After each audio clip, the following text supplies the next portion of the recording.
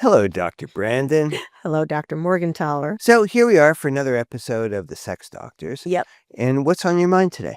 Well, I thought today we would talk about why people seem to be losing enthusiasm about getting into a relationship. Oh, good topic. It is because, we know that connection and romantic connection can add to not only sexual satisfaction, but life satisfaction. So people's relationships can add so much to their experience of life. Before we start, a small disclaimer. The Sex Doctors podcast is not a substitute for medical or psychological advice. So as people become less interested in developing these relationships, I am concerned about how that's going to unfold for them. Well, amen to that, sister. Because as far as I'm concerned, my primary relationship has been fantastic for my Oh, quality of life. yeah, me too, actually. That's such a coincidence. So that's amazing. I know, it really is. But, Yeah. we share other coincidences, so I'm not surprised. Yeah. And if I didn't have that relationship, my life would be the poorer for it. Oh, yeah, I feel that so much. Yeah. Absolutely true. So, It would be such a slog. Life would be a slog. life is hard. It's hard. Yeah. You need someone to kind of share it with you and support you and problem solve with you and love you and someone to love and someone to take care of. All those things are so critical, I think, to happiness. Right. So why do you think Yeah. people are reluctant to enter into relationships? Right. Well, so I just was reading a survey that suggested that women were saying that the political differences between Yeah. males and females right now Right. are like a primary reason why they're reluctant. And the second thing they said was because being in a relationship made them have to ignore or put aside an important part of themselves. Now, both of those made me really sad. The political differences one made me sad because, of course, what we know is younger guys tend to be more conservative, younger women more liberal. And so that's the divide that they're referring to. But what research really shows is that we're all kind of more similar politically than different, that we've grasped onto these labels. And of course, there are different ideologies with these labels, but ultimately everybody kind of wants similar stuff. They just sort of see different paths to Rome, but everybody wants to get to Rome. So it's like more similar than different. Yeah. It seems to me that this political divide Yeah. is really emblematic of this moment. Yeah. Not so much in the past. In the No. past, it wasn't such a big deal Right. if you had a couple and one voted Democratic, one voted Republican. Yeah. But today, the other side is like people that loathe the other Right. side. They're demonized. So it's like, I would never be with, Right. pick the name of the party, but it's equivalent on both sides. That's right. They hate the other side. Right. And how awful it is that our politics divide us now in this way. Sad. I know. Yeah.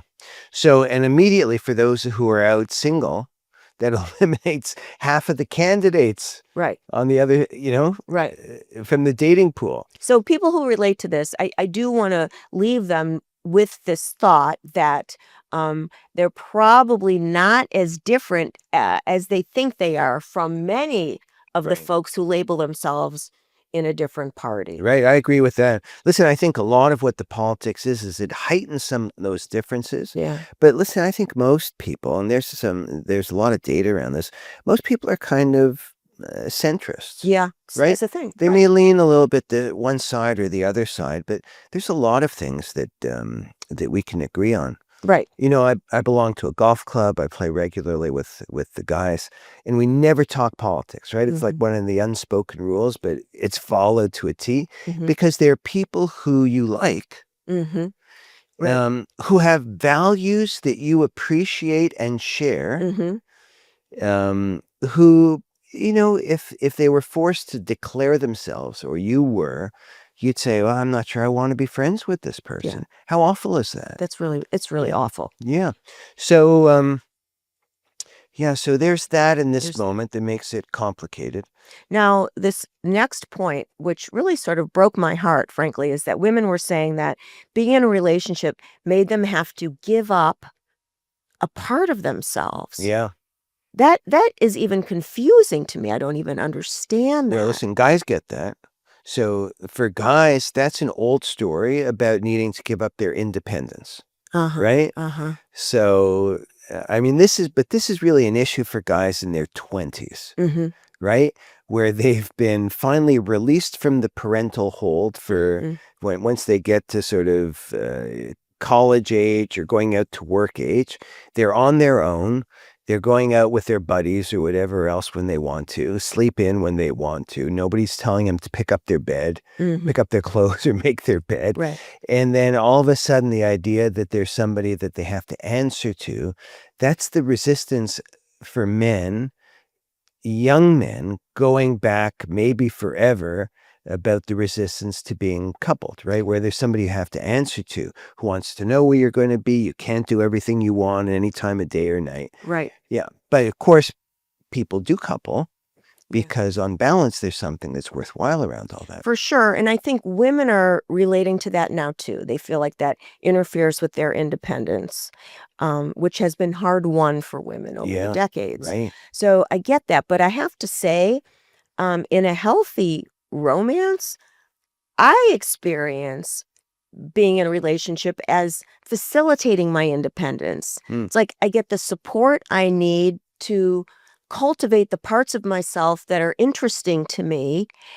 So I actually get to accomplish more. I'm sharing burdens with my partner, and I've got support for the things that I want to put my energy into. So to me, I get more. I get more from that relationship. Do you see what I'm saying? Well, I'm so pleased to hear that because speaking personally, I'm delighted with my relationship. It enriches my life. Right. It makes me feel good, and so listen. So there's some truisms, if you will, right? So like one of the truisms is that if you want a relationship to work, you have to find ways to compromise. Yeah. Right. You have to accept the idea that your partner is somebody that you value, and sometimes what they want may not be exactly what you want Right. at a given moment or whatever else. And so you accept that because we're getting stuff in return. Absolutely. Right? So the idea of absolute independence, what's the value of being absolutely independent if you feel unsatisfied, unloved, and it's actually it's a wonderful feeling to be able to love somebody too. It is. Not just to be loved, but also, the giving out. Right. It feeds our soul. I think there's so much research about that suggests that when we give, we actually feel better. We feel happier in the world and better about ourselves and all that. So there's so much benefit from that. Right. But to me, if you're alone, you actually can accomplish less. So you get to do less for you get to do less of the like self-actualization stuff because you're worried about all the basics that you can't share with anyone else. Now you have to accomplish all the basics on your own. Like it's really you that worries about your car insurance. It's really you that makes sure the bills are getting paid on time. Right. It's you that worries about taking your child to, baseball practice. So like I don't see how being alone allows you to have more for yourself. To me, you have less. And yet, we have so many people who are alone. Yeah. Right? Because there's a lot of challenges. And I think what, the interesting thing, the trend that we're seeing now is that there's more and more, especially younger people, Right. who are alone, Right. who are not necessarily interested in mating and having romantic relationships. For the younger guys, I'll take the role of the guys for now. Okay. You do that much better than any other role. What is it? For the guys, I mean, it's kind of funny, and yet it's really not. Like the trade-off for the guys has always been, well, the advantage of having a girlfriend or a Oh, I know where this is wife going. is mainly to have sex. Right, because it always comes down to sex. We've established this already. Yeah, and it's hard for young guys to even see past the sex part. Yeah. Right? But there's a lot that comes with that. that is beneficial. Now for the young guys, what I'm really worried about is that they're so focused on their devices, Yeah. right? The things that we think of that come the benefits of a relationship. I mean, this is really sad to say, but more and more that the devices can accommodate that. Right. It They can can. provide that, right? Absolutely. So you can get these AI, whatever, girlfriends or chatbots or whatever that check in with you, how you doing. Right. You feel like it's really a something that's paying attention to you. Mhm. But once you give it a name and an image, it feels like a somebody. Well, it feels, and that's the point. It feels. So as long as it feels real, Yeah. then you experience it that way. Yeah. And some people say, but you know it's not. Doesn't And at matter. the same time, I'm not sure that it does matter, No. right?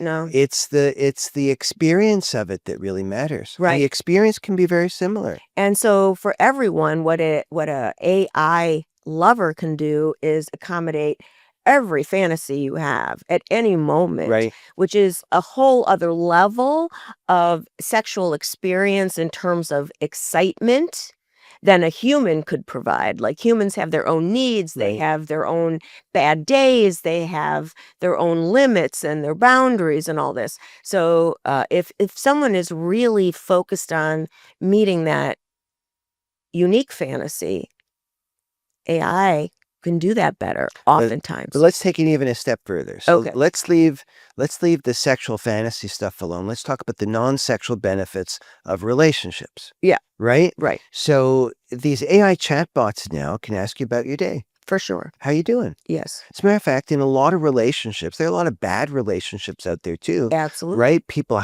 hold grudges. They just don't want to give it up. There are a lot of people in relationships where the other person never even asked them about how they're doing. Mm-hmm. Right? It's just about, I have this problem to solve or whatever. Mm-hmm. Do this, do that. And that can be for both men and women, by the way, right? Right. Like nobody's got a monopoly on being self-centered. Right. One gender doesn't have that. For sure.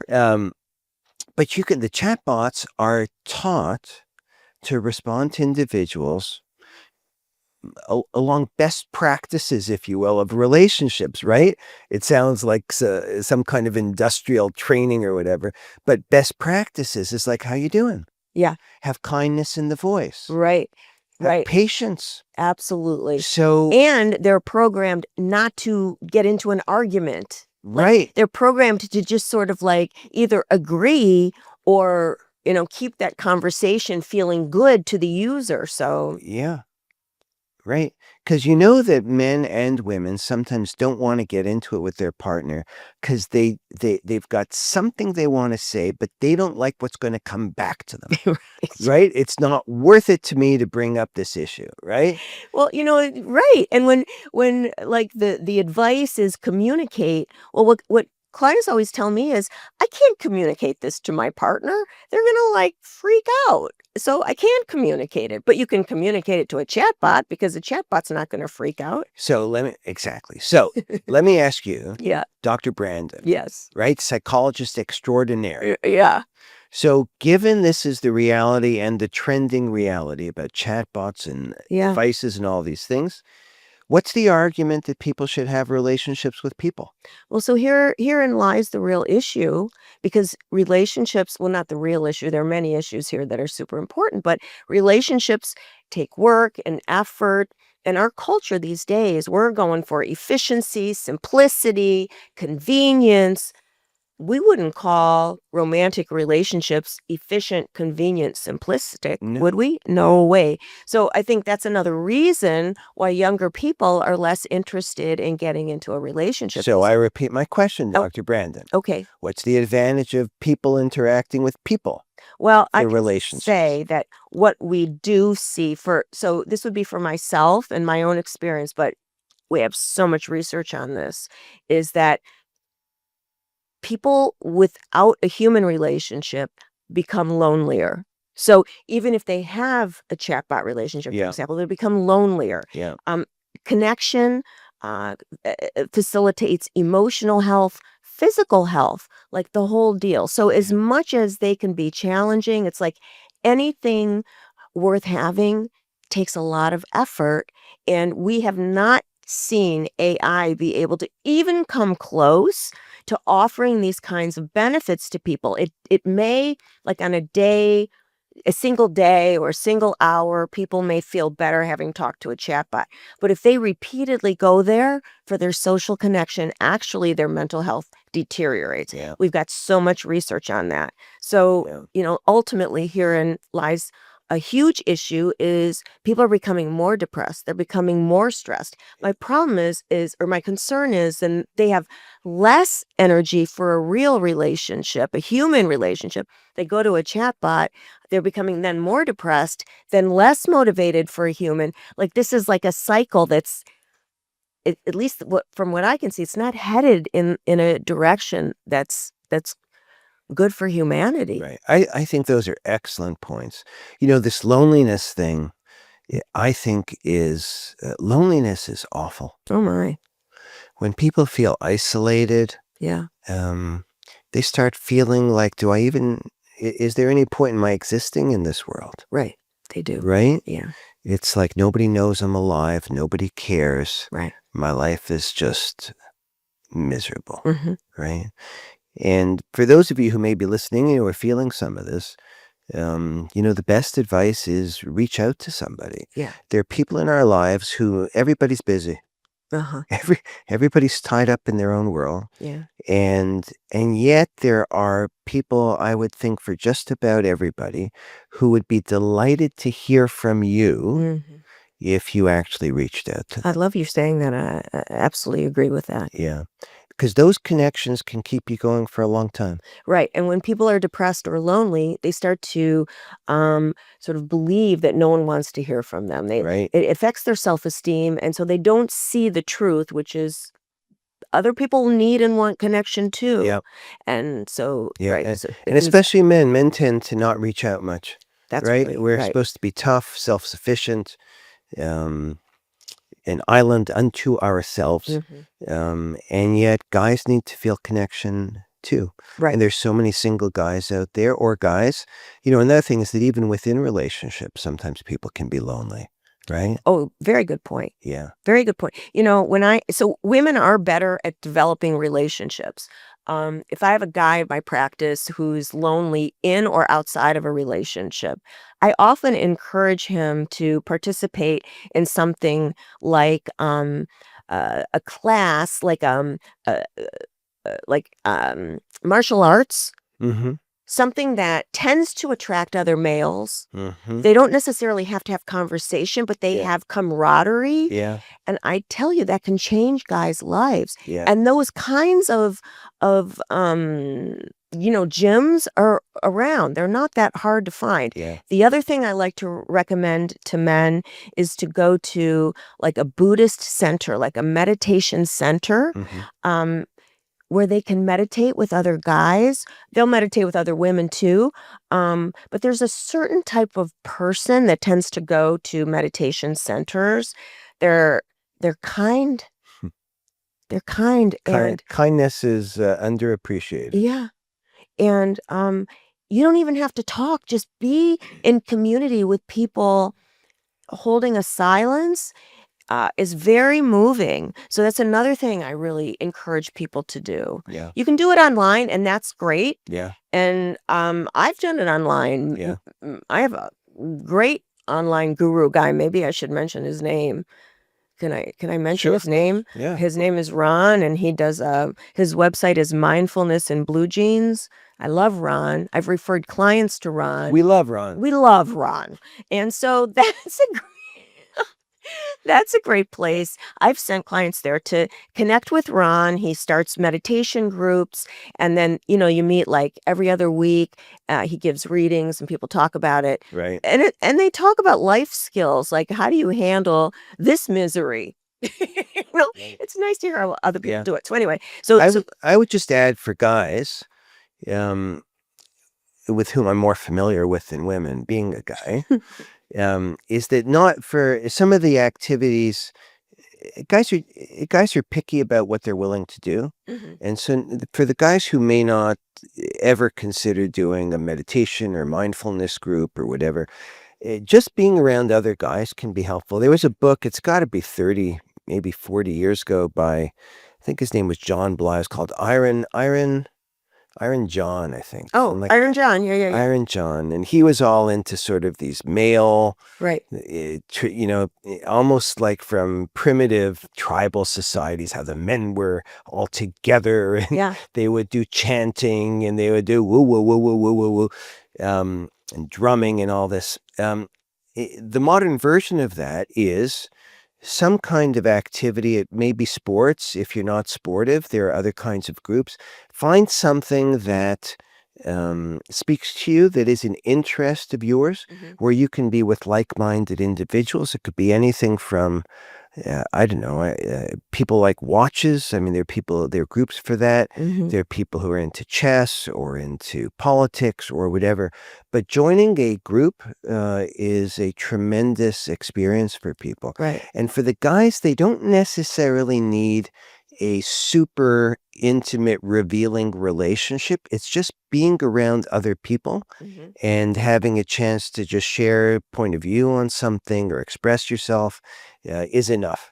Just to be seen and to be part of a little community. Agreed. Yeah.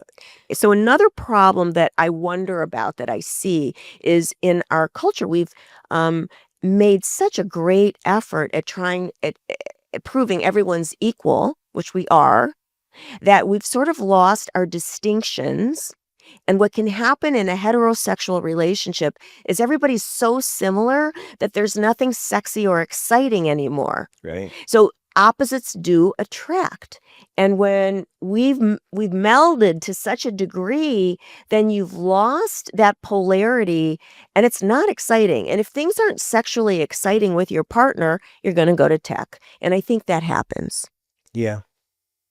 You know, I'm certain this is politically incorrect to say. Yeah. But again, speaking on behalf of men everywhere, I think we've lost, well, let me just say it straight out. I think that in heterosexual relationships, men need and want to get some kind of softness from the woman. Yeah. She can be tough as nails. Right. She can be the CEO in the workplace. She can screw in the light bulb or use a drill and chainsaw. But men look for and need in a intimate personal relationship someplace where they can feel safe and where the other person expresses some or provides some softness. Tenderness. Yeah. And without that, the man may as well be with his buddies. Right. You know, knocking each other off of bar stools, right? And putting each other down because they can get that elsewhere. Right. And women in general need strength. So we've talked about this before. For a woman to open sexually and have an ecstatic sexual experience, she can't be the strongest energy in the bedroom. Yeah. So if her heterosexual partner is too careful or too polite, she's not having good sex. I'm telling you. And so the corollary of that is that the guys who have been encouraged sometimes for their entire life by this point to be in touch with their feminine side need to balance that with at least some degree of what I would call masculinity. Yeah. With a certain amount of toughness. So we all have masculine and feminine inside us, period. But if it comes to cultivating a romantic sexual relationship, you've got to mindfully offer that polarity. I'm with you all the way on that. Yeah. It's overlooked. And, you know, you can hear the criticisms as we're talking in my head. I hear women saying, geez, I mean, I was trained to be tough. I'm as good as a guy in everything. Yeah. Right. And I am, and I juggle whatever it is, work and family and everything. And I'm proud of who I am. Yeah. As she should be. As she should be. Yeah. But if you can't provide a little bit of, I call it softness. I like feminine tenderness, but yeah. Tenderness is fine. Yeah. If you can't provide that, then your guy isn't going to be providing the best that he can either. And trust me, he's looking for that. Right. He's looking for it. So you can still be tough. You can still do all the bills. You can still drill the holes in the wall when you need to and stuff. But there needs to be a place, a refuge for the guy where he can let down his competitive nature and be with you in a way. Right. That's critical. And the corollary for women is she needs his backbone. She needs his strength. Yeah. That doesn't mean she wants him to override her Yeah. or, disrespect her. Right. But if she's going to let go in the relationship, she needs to be able to Right. lean on him. Right. So Because some of the guys these are thinking, listen, I'm giving her choices and I'm Right. I'm catering to whatever it is she wants. Right. I'm trying to anticipate because that's what they've been trained to do. Yeah. Right? Mhm. Don't be dominant. Mhm. Don't be overly assertive. Mhm. And there's a balance in there where you actually having a backbone Mhm. and being clear about what it is you want. And you may be able to negotiate something, but be clear about what it is you want. That's actually invaluable for the woman. And I got to tell you, I really do believe for many, if not most women, that place of offering love and tenderness is like it feeds our soul. Yeah. And when if we discourage that from women, they're never going to feel as good as they could in life. And I think the same goes for guys, that feeling his own backbone and his strength, if we discourage that from him, he's never going to feel as satisfied by his life. So we have to cherish those parts of ourselves as well as cultivate our equivalents. Like it's all necessary. Right. Can I just summarize a little something you said? Yes. I think it's great for women to cherish their femininity Mhm. and for men to cherish their masculinity. Yeah. Beautiful. Yeah. Dr. Brandon, I think we did it. Okay. Well then, that's great. Thus ends another episode of The Sex Doctors, and we hope to see you again for our next episode. Yeah. Bye-bye.